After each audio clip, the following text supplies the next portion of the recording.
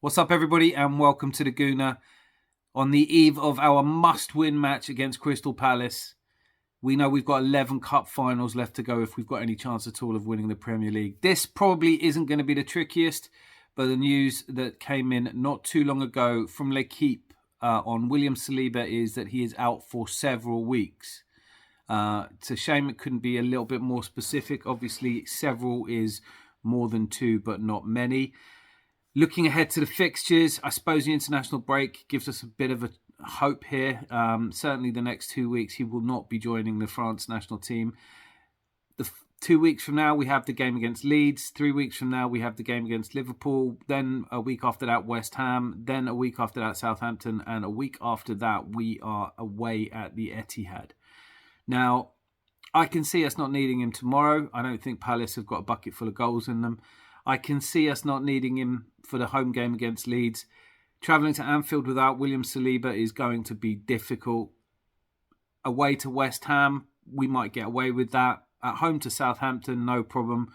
But we have all got to be hoping that he's fit for the game at the Etihad, because without him, we do not look as solid. Now, I think this is really telling now, because for weeks what I've been hearing across different platforms is that, William Saliba hasn't looked good since the turn of the year. Well, he has, and we're going to miss him, and there's no doubt about that.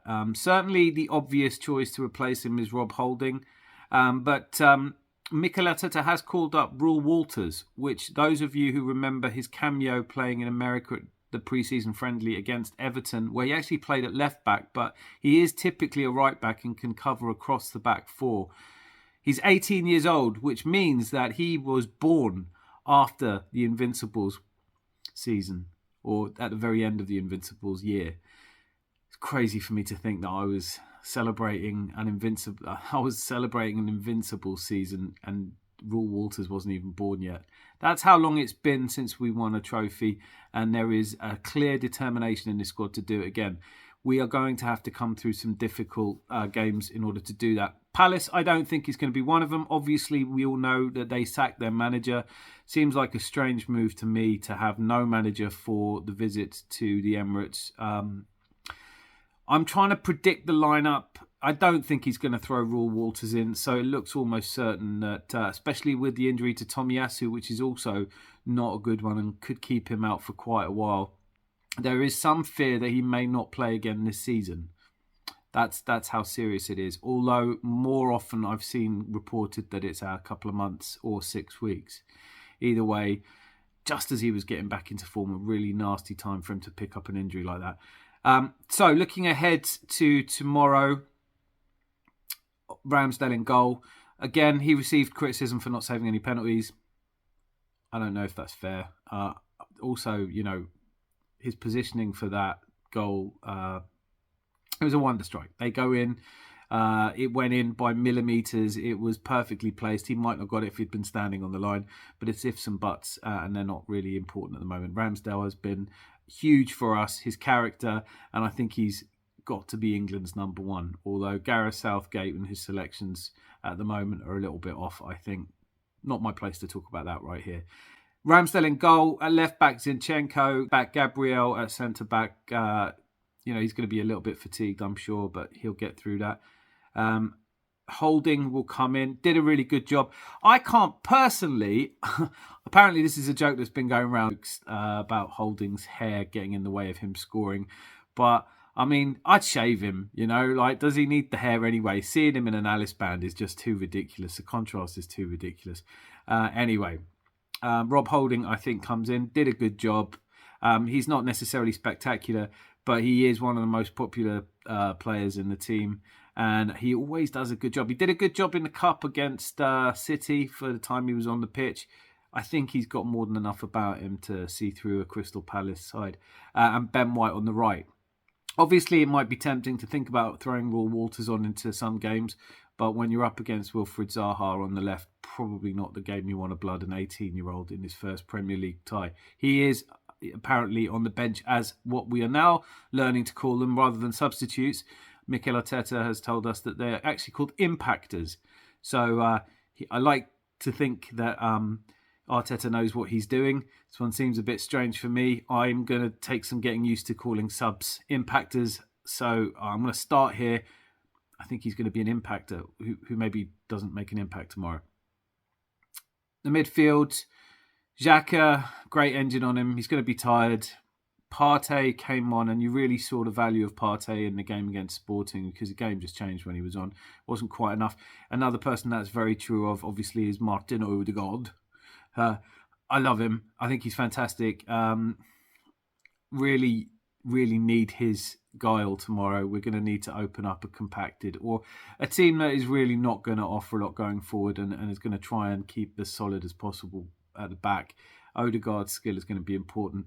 I would imagine he is going to start with Jesus. Jesus, who started the game against Sporting, kind of backfired because of the injuries. We had substitute him at half-time instead of the 60 minutes I think he was supposed to get. But I think he's ready, and all the talk is that he's going to start a Premier League match, which means I think Trossard will have to be the impactor. See, I'm picking it up on this occasion. Martinelli and Saka starting up alongside them. Look, Palace are woeful at the moment. They are on a run. They haven't won a game this calendar year. I don't think they're going to start doing it tomorrow. It's not entirely clear to me what the logic is in not just giving Patrick Viera a few more matches, unless they have someone lined up. All the talk is that Roy Hodgson is going to steady the ship till the end of the season. I'm not sure he's going to drag a lot out of these players that's going to necessarily keep them safe. And the bottom of the table, it's probably the most exciting relegation battle I can remember. Today's result for Leeds, a good win, even if it was a little bit scary towards the end. Southampton rescuing a point against Tottenham. You know, you're 3-1 up against Southampton and you throw it away. Conte, in his press conference, I mean, he all but resigned, didn't he? It is fun to laugh at Tottenham, but they're making it easier than usual. I think Palace are in trouble, and I think we're going to see why tomorrow. The biggest issue for me is if we are leggy, if we are tired, if we are anxious, if the crowd at the Emirates isn't its usual self. I have all the faith in the world in the noise-making Ashburton army and the rest of the Emirates faithful to lift the spirits. And I really dearly hope that Jesus gets a goal, a long overdue goal, that calms us all down. Certainly going a goal up against a Palace team that have not scored more than one goal in any game in 2023 should settle the nerves sufficiently. Put simply, as I said before, this is 3 points or we might as well pack up our hopes of the title. It is asked, if we cannot get the 3 points here, it is hoping beyond hope that Man City lose a game somewhere along the way that I don't necessarily expect them to. Certainly today, they scored 6 goals. They put 7 past Leipzig earlier in the week. They've scored 13 goals in 2 games. Haaland with a hat-trick today to go with his 5 the other day. They looked scintillating. They are menacing. They are one of the elite clubs in Europe. Their game against Bayern is a must-watch for anybody who loves football. I will certainly be cheering on City and hoping that they carry on this European march that, with some hope, will distract them from the Premier League. Little bit anxious about tomorrow, can't lie, but I'm going to be shouting at the screen, cheering them on, and I hope you are too. If we can get the 3 points, it does put us 8 points clear until the 1st of April. And in the 1st of April, City play first and they face a Liverpool side, which are gunning for a top 4 spot now that Tottenham look like they're wobbling out of it. Anyway, I will be back after the match tomorrow with an analysis of what I hope will be at least a 2-0 win. My prediction for this is conservative, but it is that we will win this game by 2-0. Lots of love.